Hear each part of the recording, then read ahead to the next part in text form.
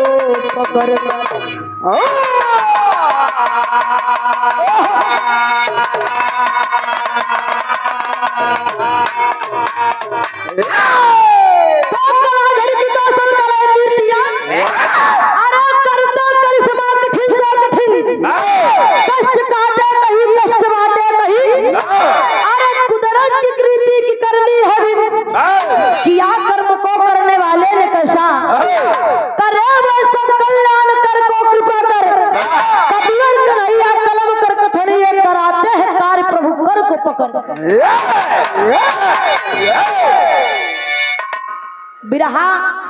कहानी स्टार्ट करे से पहले एक लाइन कव्वाली में मास्टर साहब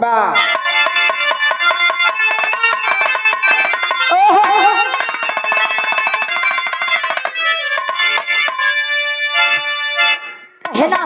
बा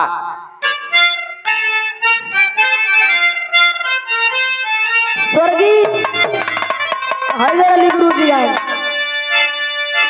कि जब सब चाहिए कि जब सब चाहिए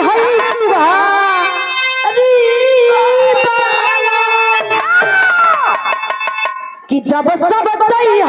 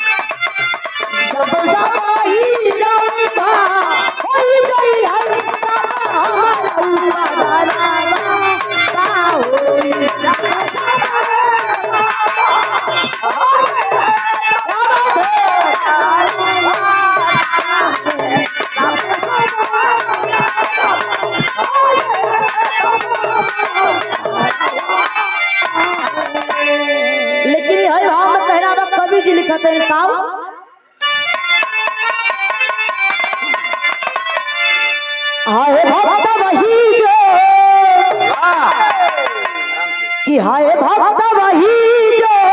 नाम सही भगती में सदा मत भूल रहे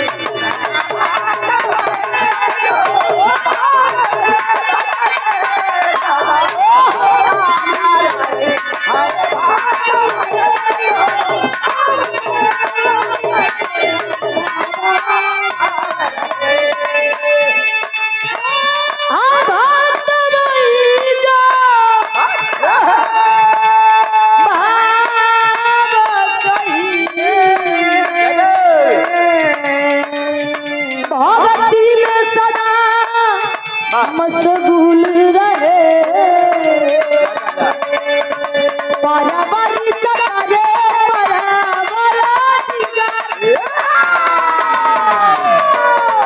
पारावारी तकारे रहे मत के भारत भूल रहे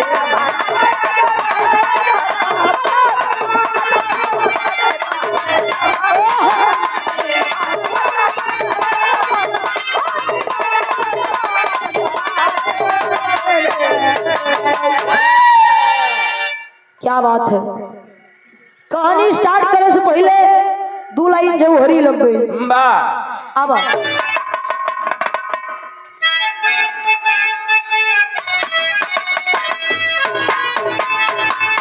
आप लोग समझिए। हाँ, राम भगवान के शादी गावत है हम सीता जी के साथ है शादी भाई बस सब जाना था। सीता जी उनके धर्म पत्नी यहाँ सब जने जाना थे, लेकिन कोनो औरों उनका धर्म पत्नी रही यहाँ कहना है दा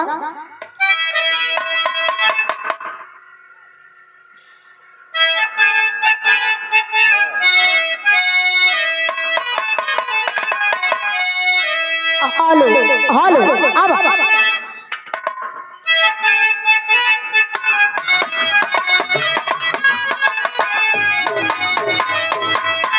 अरे राम दल में हो रहा युद्ध था भारी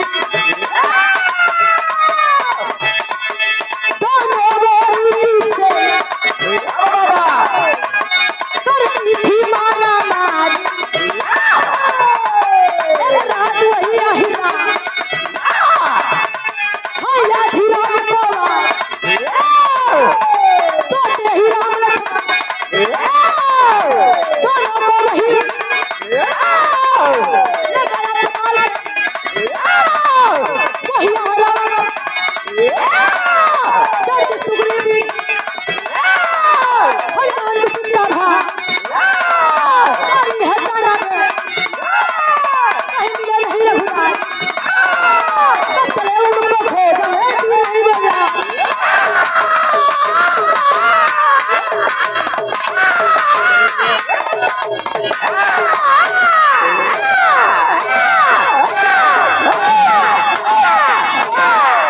अरे बा बहादुर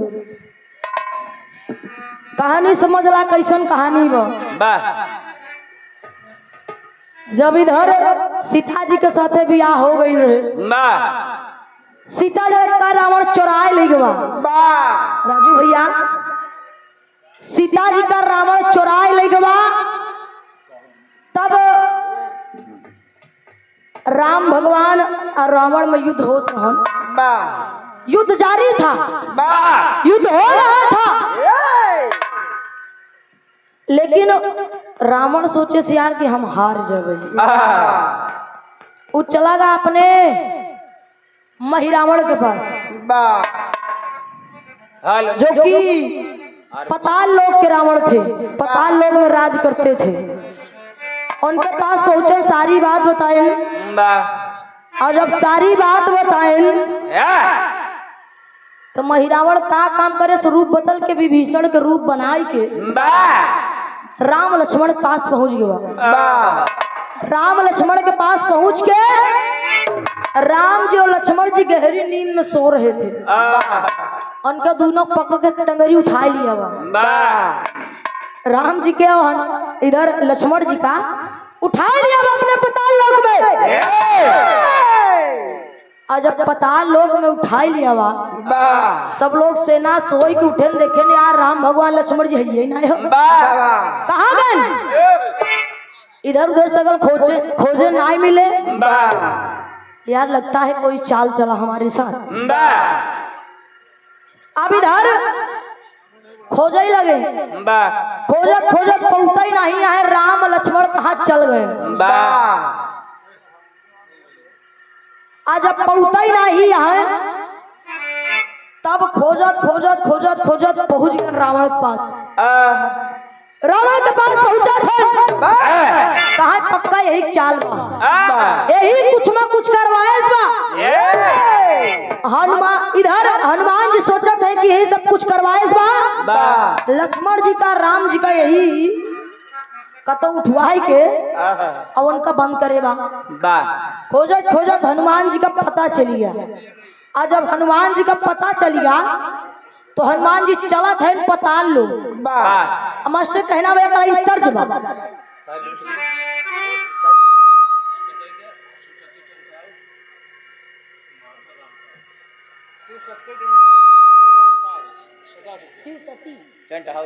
ये आप श्रीमान शिव सती टेंट हाउस माधव रामपाल जी आपका तरफ से 51 रुपया पुरस्कार बहुत बहुत प्राण आशीर्वाद दे रखो। अब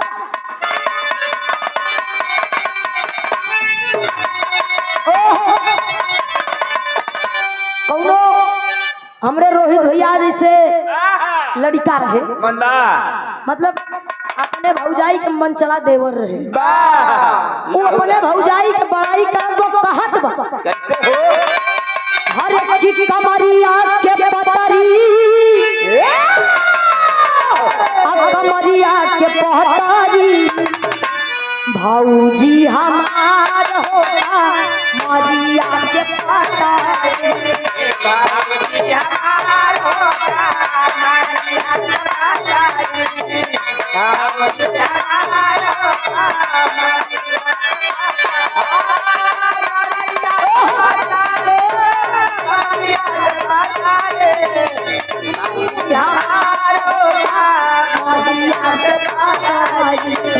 भौजी हमार होगा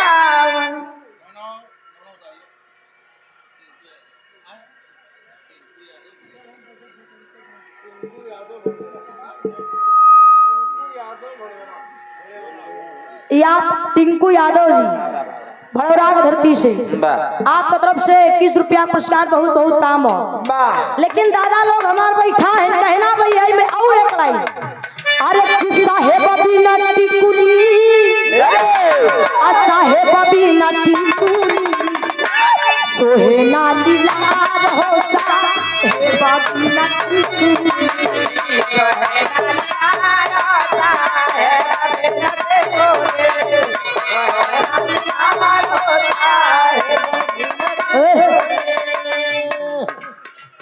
साहेब कबीर साहब के भजन बिया लेकिन एक लाइन और कहना मास्टर था कोनो दुल्हन कहे हर एक की बजरिया से चुनरी अब बजरिया से चुनरी कि ले ले राजा हो बजरिया से चुनरी लेकिन कहना बका अरे डपट के बोला ललना डपट के बोला लाला काहे लाला कार होता पट के बोला लाला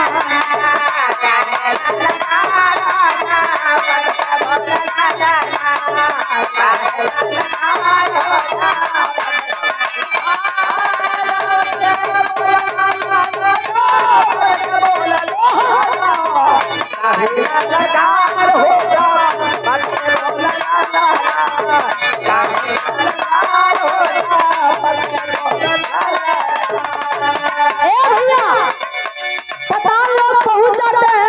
आज पहुंच जाते हैं तो होता ना आज हमसे तो हाथ हुई है लड़ाई आज हमसे तो हाथ हुई है लड़ाई आज हमसे तो हाथ हुई है लड़ाई आज तू हमारा पकड़ कलाई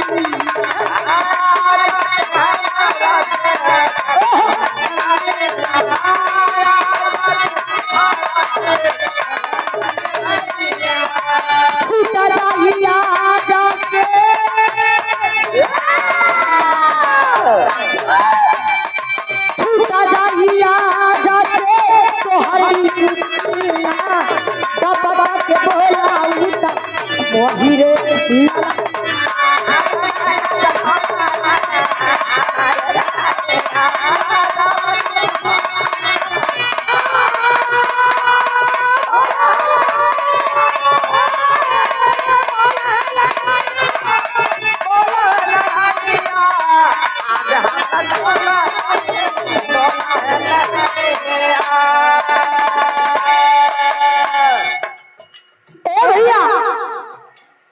हनुमान जी पहुंचा थे।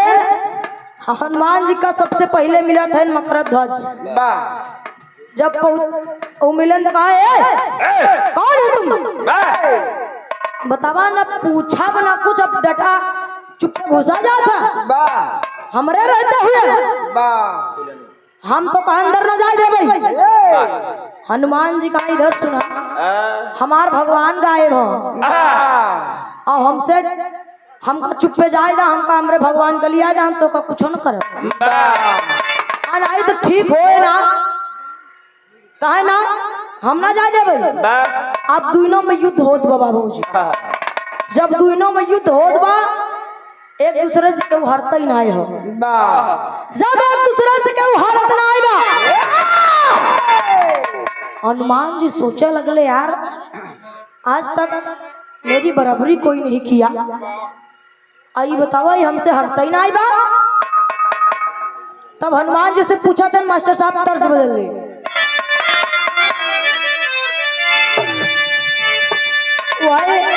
स्वर्गीय राम आधार गुरु जी गाँव कहा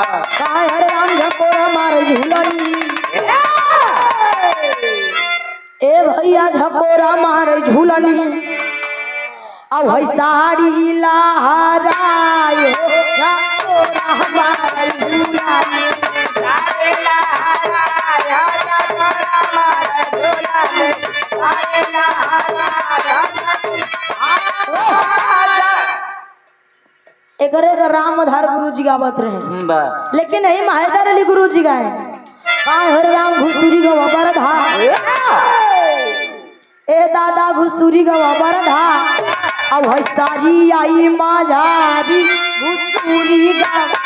बरधा, सारी आई माझारी घुसुरी गवा बरधा, सारी आई माझारी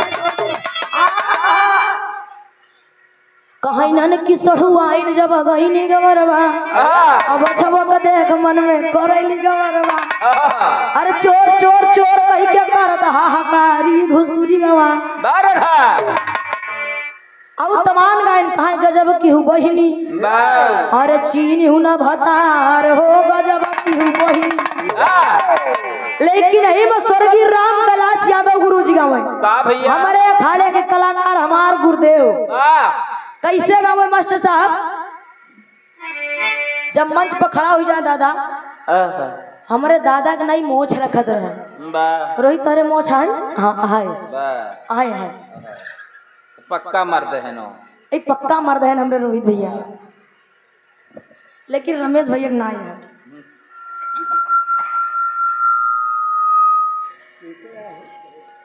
ए भैया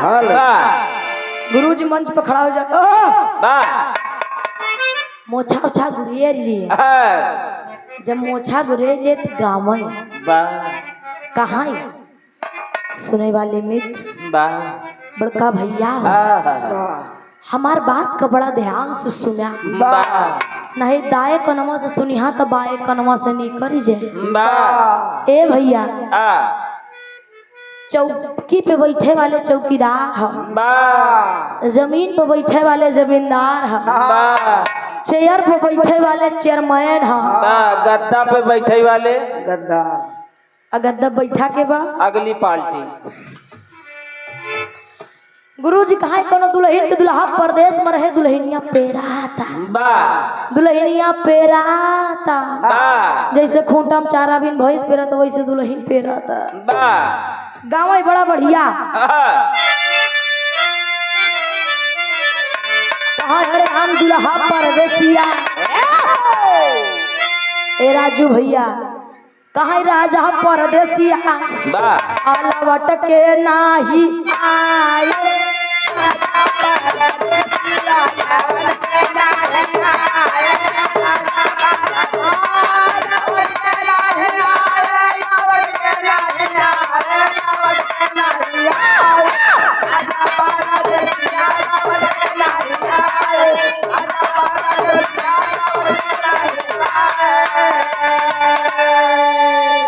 अब गुरु जी तना पंजाब लेकिन कोशिश करत है, कहे बहुत जतन कई के पिया का बोलाए, अब पिया निर मोहिया डगरिया भुलाए, अरे दूल्हा इनके दरबार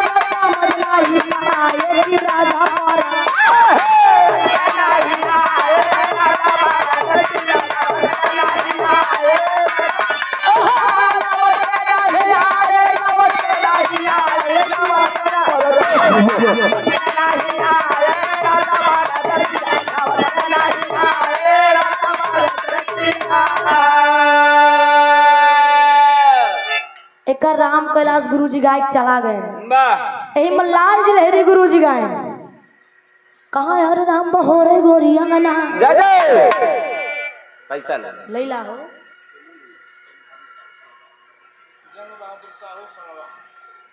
ये आप जंग बहादुर साहू जी सणवा सड़वा की धरती से वाह बाबूजी की तरफ से ये बौढ़ेश आशीर्वाद गीत के भाव समझे 51 रुपया पुरस्कार बहुत बहुत प्राम बा लाल जी लहरी गुरु जी गाए कहाँ है हरे राम बहोरे गोरिया गना ए भैया बहोरे गोरिया गना अपिया पर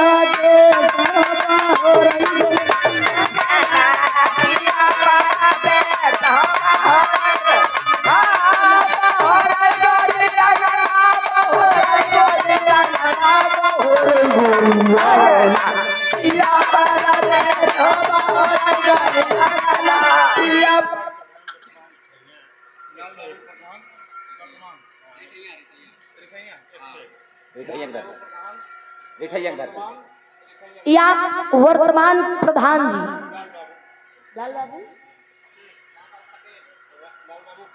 श्रीमान लाल बाबू पटेल जी यही रिठैया की धरती से प्रधान जी की तरफ से 400 कम 500 रुपया पुरस्कार आपकी तरफ से बौढ़ेश आशीर्वाद ऊपर भगवान नीचे प्रधान हम लोगों की रक्षा करत है बहुत बहुत प्राम ये आप दूल्हे राजा जी के चाचा जी हमरे चाचा हैं चाचा जी की तरफ से ये 51 रुपया पुरस्कार बहुत बहुत प्राम बा प्रधान जी सही बता दे एक जन कलाकार से हमार बिरहा रहा प्रधान जी बेचारे पैसा दें तू कहा भैया प्रधान जी गांव भर के दुल्हा है ए मोर भैया सीटी बंद कर दा कहा प्रधान जी दादा कहा प्रधान जी गांव भरे के दुल्हा है हम खड़ा भय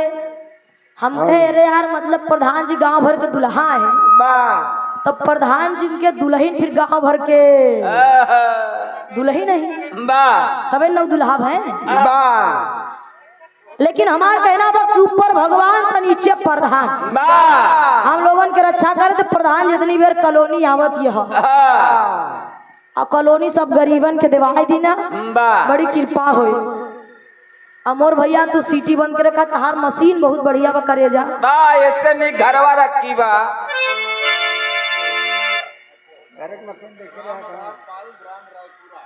राम आधार पाल जी ग्राम रायपुरा की धरती से बाबूजी की तरफ से 51 रुपया पुरस्कार बहुत बहुत प्राम बा अनकर घरे वाली मशीन तू देखे है ऐसे नीक रखी बा अच्छा अब तू ही जाना भाई मतलब इनके घरे वाली इनके बाबू चलावत है घरे वाली मशीन है फालतू दिमाग लेकिन कहना पर देखा बाजे से हम लोगों के शान बांध रहा था नहीं अगर ये रात भर ससुर सीटी दे तो कता न घटना घटिन जाए सीटी बहुत खतरनाक हो अंगुरियावा ना भैया सीटी बहुत खतरनाक हो बा अंगुरियावा जी एक बार सेट कैदा कहे कि जाना था भैया एक लड़का रहे और बेचारा अपने बाबू से नई नई साइकिल लिहेस साइकिल नई नई साइकिल पाएस पहले के बियाहे में दादा चाचा लोगन के साइकिल ही मिलत रहे अब हीरो होंडा मिलेला अब साइकिल पायस बेचारा चलावत भाई चला जात रहा और सीटी बजावत गाना गावत तो गाना कौन गावे जाना था कि 3:30 बजे 3:30 बजे मुंडी जरूर मिलाना 3:30 बजे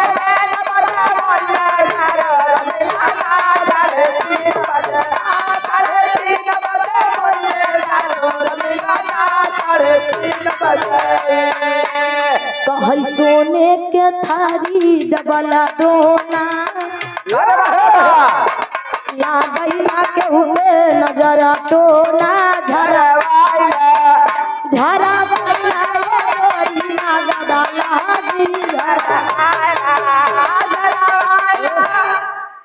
यही गावत चला जात रहे राजू भैया बगलिया में 4 लड़कियां रही बेचारी सखियन गेहूं काटत रही। ओमा से 1 लड़किया के मुन्नी नाम रहन। और जब वो बेचारी सुने कहा आए बपवा देखा था हमारे नाम से गाना गावत है। बाप रे बाप अपने सखियन से बताए 4-5 मिल के लिए नोका कूट ओका इतना मारन क्योंकि हाथ गोड़ टूट गया। साइकिलों बेचारा भूल के चला। तही से कहा था भैया बढ़िया से चलावत रहा। लेकिन कहना बा थोड़ा सा हारमोनियम बढ़ाई दा।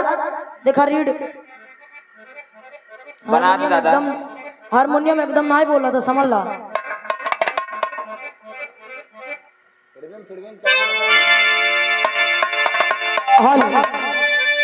चल अब हरे की मानई नहीं हार तू नौ बाला काजी मानई नहीं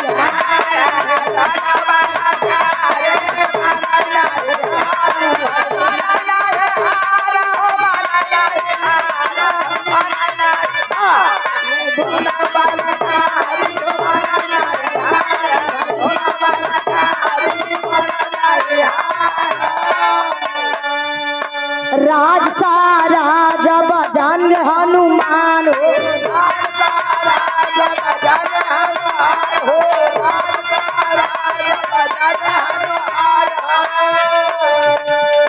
पहुँच गए जहाँ रामा देवी का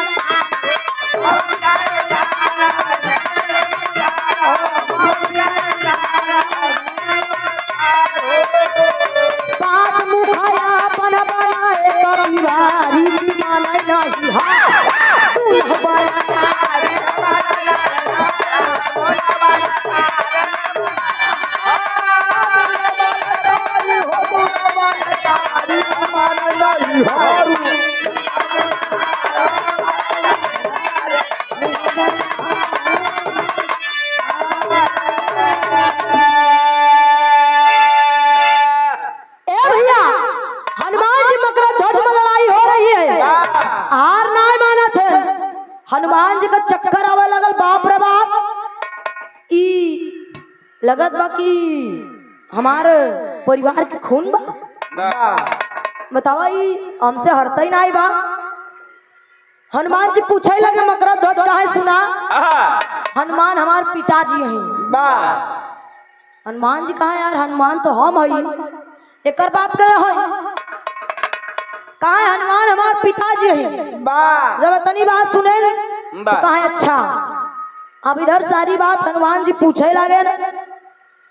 रावण का मारे की बदे कि मुख मारी कैसे तो राम और लक्ष्मण जी का ली आई। मकर ध्वज बताए कि देखा हम बतावा थी कि रावण मरे कैसे कहा सेट करेला। हम बतावा थे कि रावण मरे कैसे। वो बताए कहा 5 दिशा में दिया जल रहा है और 5 दिया का अगर एक बार में एक साथे बुताई देवा तो रावण को मार दूंगा। अब अगर ना बुताए पाया कहा अच्छा तो है हनुमान जी अपन 5 मुंह बनवावत है। 5 मुंह बनवात है और जब 5 मुंह बने तो एक साथे फूके अब 5 दिया एक साथे बुती गवा। जब 5 दिया एक साथे बुती गवा तो पहुंच गए रावण के पास बाबू। तर्ज बदल गई मास्टर साहब।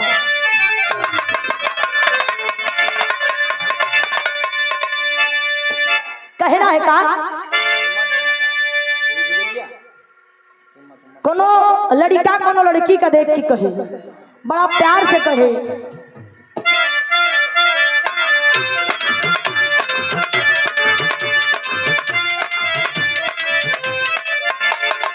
सुना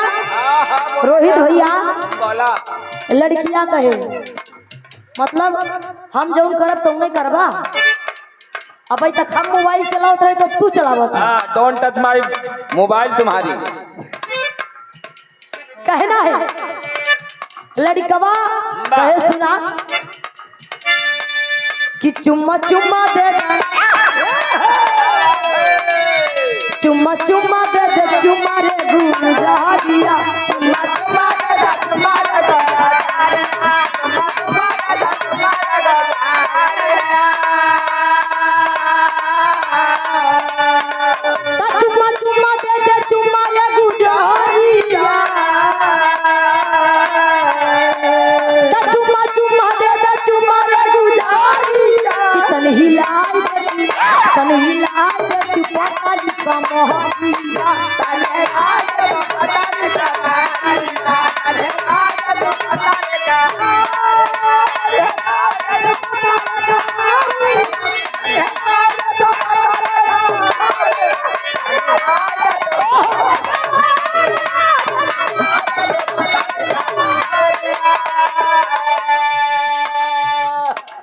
बार बार मारई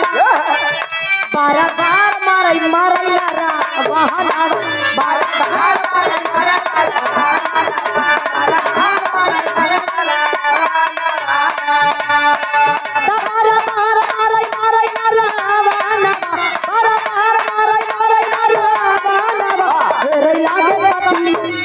लागे कपी मारई राना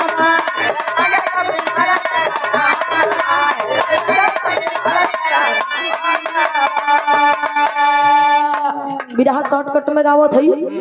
इधर जब पांचों दिया बुताए देन मारा ही गए तब हऊ रावण ना मरा जब रावण ना मरा कहा अब का करी मारा था रावण मर जात बा लेकिन फिर जिंदा हो जात बा। अब बाबूजी परेशान हो गए और जब परेशान हो गए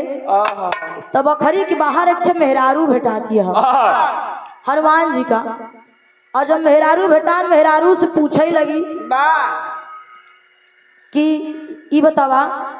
ई जवन रावण भाई के एकरे बारे में तू जानत हो एकरे के मारी कैसे कोनो उपाय हमका अगर बता देती वो औरत है हमका तो उपाय मालूम बा हमका तो उपाय मालूम है कैसे मरे लेकिन हम तो तब ही बताऊ जब तुहार राम भगवान हमरे साथे बियाह करी है तब नहीं तो हम ना बताऊ। अब उधर सम्मान की बात है और राम और लक्ष्मण का बचावे की बात। हनुमान जी कहा है बड़ा देर सोचे के बाद ना ठीक बा चला ठीक बा राम भगवान तोरे साथे बियाह करी हम कहा हम कैसे ऐसे कैसे मान ले पहले तिरवाचा बांधा कि राम जी हमरे साथे बियाह करी अब हनुमान जी तिरवाचा बांधा थे मास्टर टेरी ले ला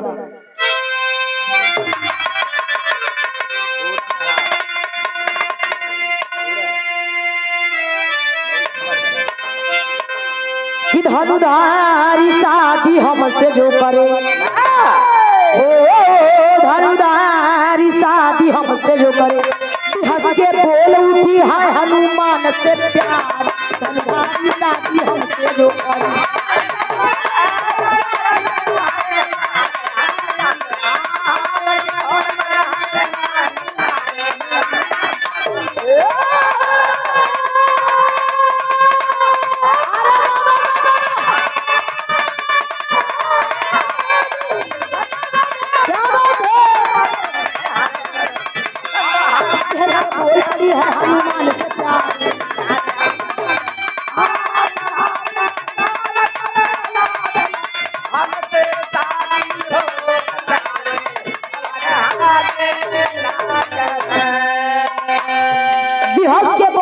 हनुमान से प्यारी धनुधारी शादी हमसे जो करे कहा अगर शादी हमसे करी है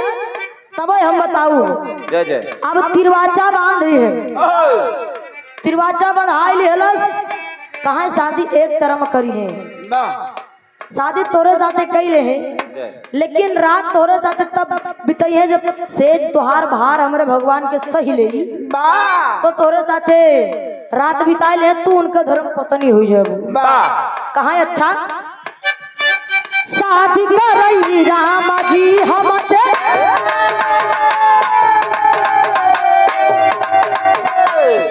अरे नारी बचन कटाई लिया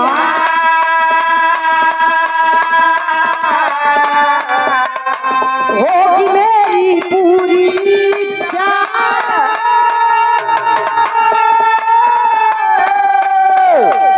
भैया अपन बात बताई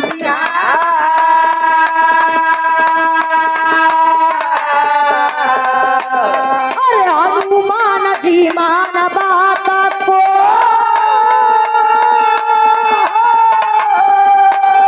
अरे तिरवा चाट बंधाई हे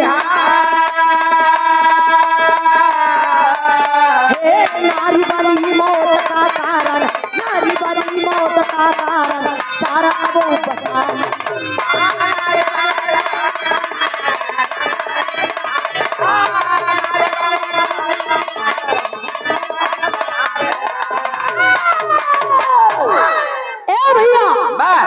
तिरवाचा बनाइला थे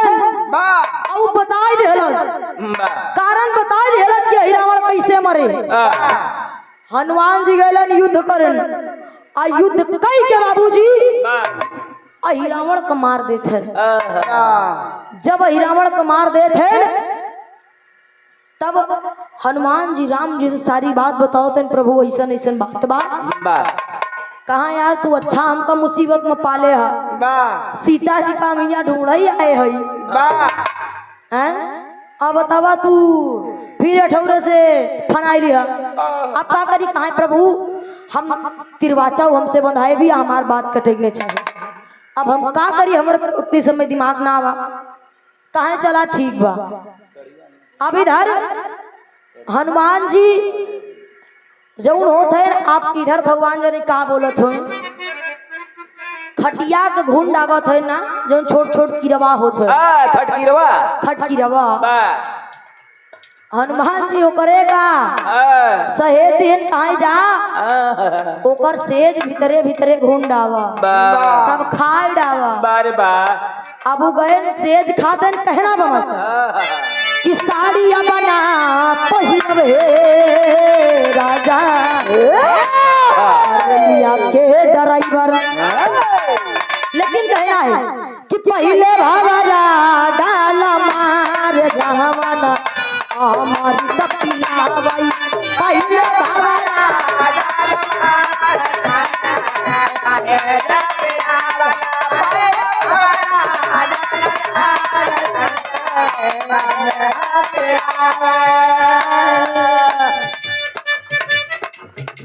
इधर भवरा तो जब सहेद दिहलन गए सबके सेज के खात है कहना है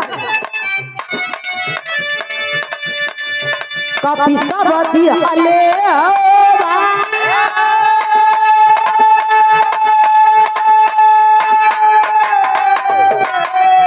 कपी तब दिहले हो बारी अब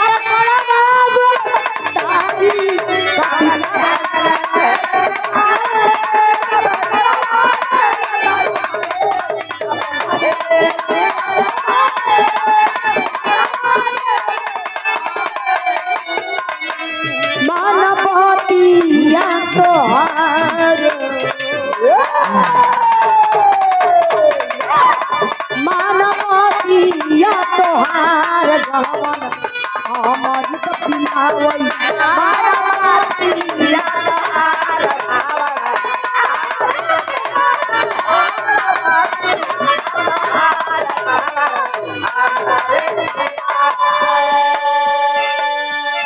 वही भवरावन का अमृत पिलावत रहे। वो औरत बताए रहे कि देखा उनके राज में बहुत ढेर सारे भवरा है और भवरा उनका अमृत पिलावत है यही सु मरत नहीं बा। तब वही भवरान के सहेद दिहलन और जब गायन उनका सेज के खाई लगे जब सेज के खाई लगले अब इधर हनुमान जी अहिरावण का मार के राम जी का लड़की आवत है इनके साथे बियाह करावे बदे मास्टर पहापट बा कि अहिरावण को मार दिए हनुमान जी तो उन्हें छनवा हो कि अहिरावण को मार दिए हनुमान जी तो उन्हें छनवा हो अनारी ओरी तब कैले पैमान तो उन्हें छनवा हो।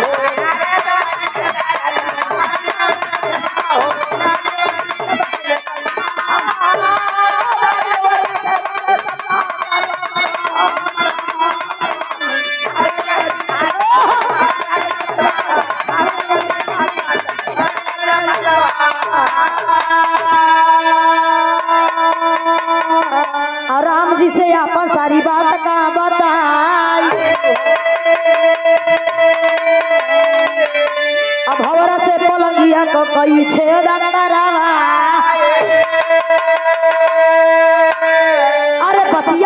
मान भगवान तौरे छनवा हो कहे बतिया तब मान भगवान तौरे छनवा हो अनारी ओरी तब कैले पठान तौरे छनवा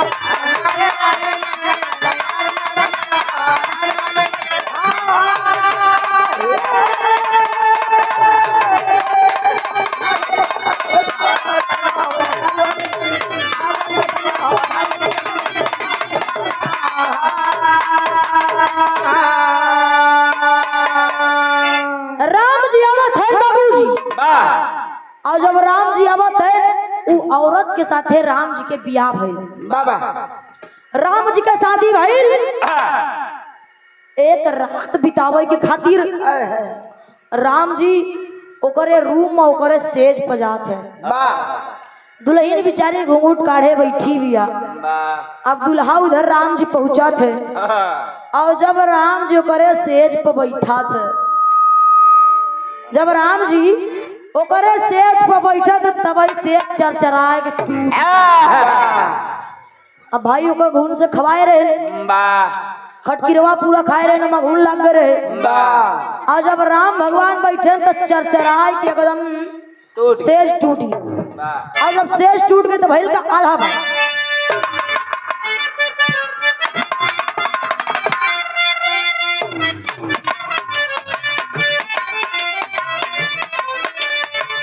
बैठी चीत से आ रही बन के दुल्हनिया भैया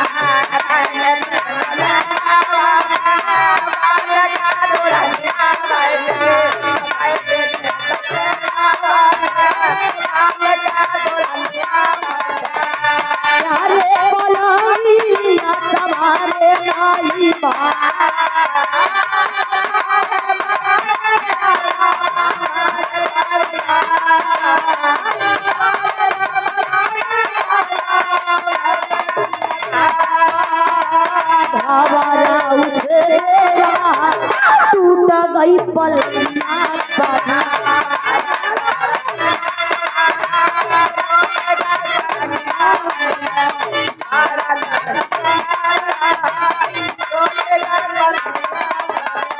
मानवा तभी खुदा पहले करता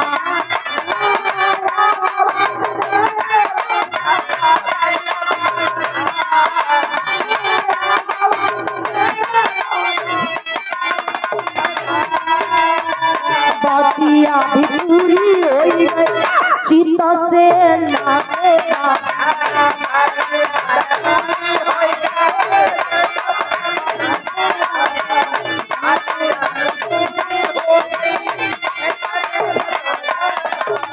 राम जी के पूरा भइले कोना पैसा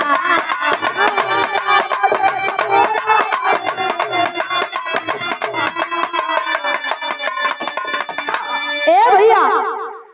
राम जी के हनुमान जी के बात भी पूरी हो गए अब इधर चित सेना के बात भी पूरा हो गया हनुमान जी कह रहे हैं कि अगर भार तार से अगर भार हमारे भगवान के ना सही पाए तब तो रात न बीते शादी न हुई अब इधर पलंग चरचराए कि टूट गई रात न बीती रे चित सेना कहे ही बतावा प्रभु हमरे साथ सदियई है एक रात बितावे तो का आफत आई गे हमार सेज टूट गए अभी हमार मनसा कब पूर होए प्रभु बतावा हम आज काफी दिन से सोचत है कि भगवान साथे हमार बियाह होए ये हमार मनसा कब पूर होए तब राम जी बतावत हैं कि तोहार मनसा कब पूर होए खड़ी बा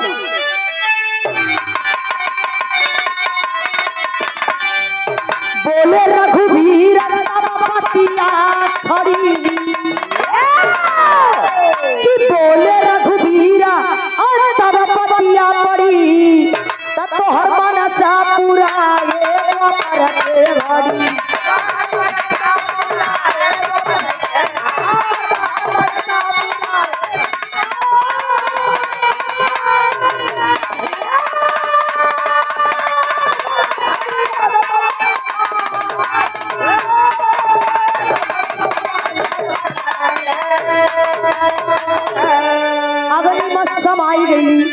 प्यारी गुलानार अरे जामवंती भैली वही दोपहर के मजार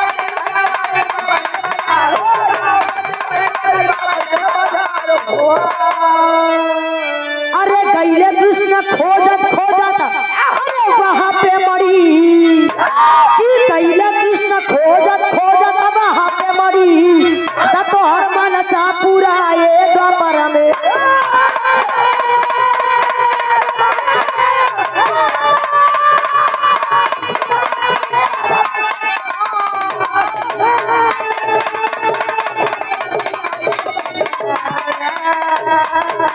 राम भगवान कह दिए जाओ चित्सना अब यहाँ तो नहीं त्रेता में तो नहीं द्वापर में मैं तुम्हारी इच्छा को पूर्ण करूंगा द्वापर में तुम जामवंत की लड़की जामवंती के रूप में जन्म लोगी और मैं कृष्ण और तब तुम्हारी इच्छा मैं पूर्ण करूंगा ए भैया द्वापर आवत मां द्वापर के मझार जामवंत जी के बिटिया जामवंती वही सेना जामवंती के रूप में पैदा भैली और राम जी कृष्ण भगवान पैदा भैल तब मणि के बदे मणि खोजत खोजत जब कृष्ण भगवान जी के आचर में दाग लाग रहे उनका लोग कहे लगे कि कृष्ण भगवान सचमुच चोर है जब इधर मणि खोजत खोजत पहुंचे तो मणि जामवंत जी के पास रहे अब मणि ले के बदे जामवंत जिसे कृष्ण भगवान कहे हमका मणि दे दा कहे मणि तो का तबाही दे जब हमसे युद्ध करबा और नहीं तो अगर हमसे युद्ध ना करबा तो हमारे बिटिया से जामवंती से जब बियाह करबा तब तो का मणि दे अब इधर कृष्ण भगवान की मजबूरी आई है कृष्ण भगवान कई हजार नारी ऐसे ना किए रहे ऐसे बेचारे कतब कतब फंस जात रहे उनका करे पड़त रहा मजबूरी में अब इधर तब कृष्ण भगवान जामवंती से ब्याह करते हैं और जामवंती के विदाई जामवंत जी करते हैं तो विदाई के रूप में उमड़ी का देते हैं कहना है कि शादी भैली जामवंती कृष्ण जी के साथ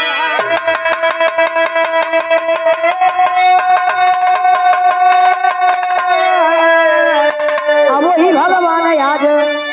दिहले है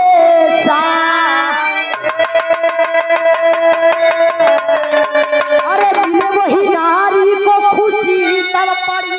दिले वही नारी का खुशी तब पड़ी तोहर मन सा पुराई वो द्वापर कई घड़ी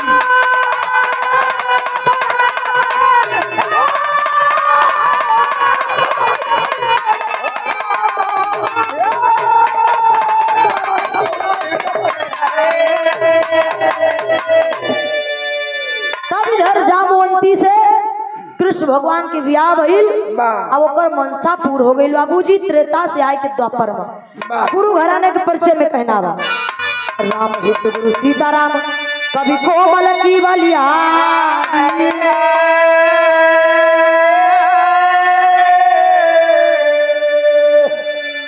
बताओ ना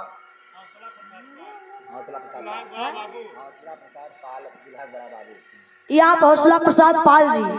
दूल्हे राजा जी के बड़े बाबूजी बाबूजी की तरफ से ही 40 कम 100 रुपया पुरस्कार बहुत बहुत प्रणाम बहुत बहुत धन्यवाद आशीर्वाद बनाए रखा हम बच्चे लाभ रहे कला के क्षेत्र में कामयाब रहे राम हित गुरु सीताराम कभी कोमल की बलिया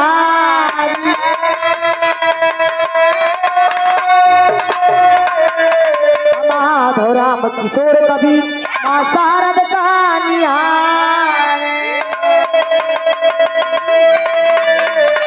अरे धनुधारी शादी हमसे जो करे ओ धनुधारी शादी हमसे जो करे तका जल सदा कन्हैया के ऊपर बलिहारी ओ धनुधारी शादी हमसे जो करे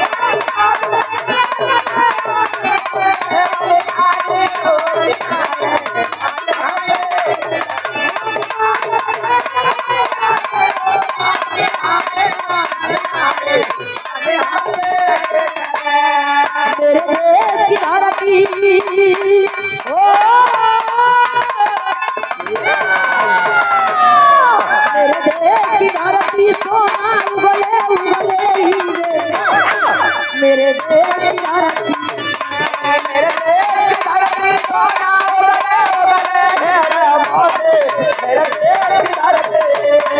मेरे देश की धरती सोना उगले उगले मेरे मोदी मेरे देश की धरती। लेकिन कहना है एक तो सब लोग गावत है, लेकिन एक लाइन जमाना का देखत है। मेरे देश की लड़की पहिया के भारती हो गई पुलिस में भारत मेरे देश की लड़की